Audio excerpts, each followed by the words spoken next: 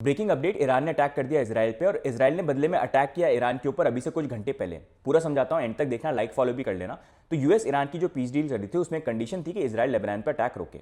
Israel रुका नहीं। Israel ने लेबनान पे काफी अटैक किए, काफी लोगों की यहाँ पर जान भी गई। उसी के बदले में ईरान ने अब अटैक कर दिया इसराइल के ऊपर, बोलते हुए कि सीज फायर की एक कंडीशन जो थी, लेबनान पे अटैक मत करो, वो पूरी नहीं हुई। तो उसके बाद अब डोनाल्ड ट्रंप को अगर आप देखेंगे तो उनसे पूछा कि अब होगा क्या, क्योंकि वो बात कर रहे थे पीस डील होने वाली है, हम काफी क्लोज है। तो उन्होंने बोला कि नहीं, पीस डील के काफी क्लोज थे लेकिन ये चीज हो गई।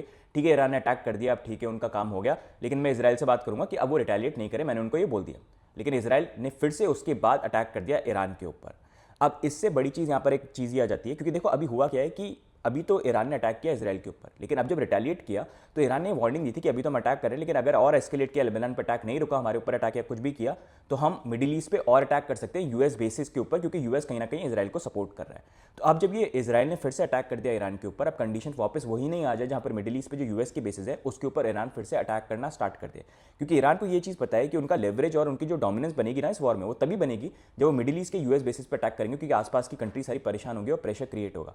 क्योंकि अगर वो सिर्फ ये चलता रहे कि ईरान इसराइल पर अटैक करे, इसराइल ईरान पे करे, फिर ईरान जो इसराइल पे करे, तो उसमें तो वो इसराइल आराम से मैनेज कर सकता है, क्योंकि इतने सालों से वो चलता हुआ ही आ रहा है। प्रेशर तब क्रिएट होगा जब मिडिल ईस्ट की जो कंट्रीज है ना, वहां पर जो यूएस बेसिस है वहां पर वो अटैक करें। यही चीज उन्होंने वॉर की स्टार्टिंग में करी थी, जो इसने अमेरिका को सरप्राइज कर दिया था, क्योंकि इसराइल पे अटैक नहीं कर रहे थे, मिडिल ईस्ट की जो बाकी कंट्रीज है यूएस बेसिस पे वहां पर कर रहे थे।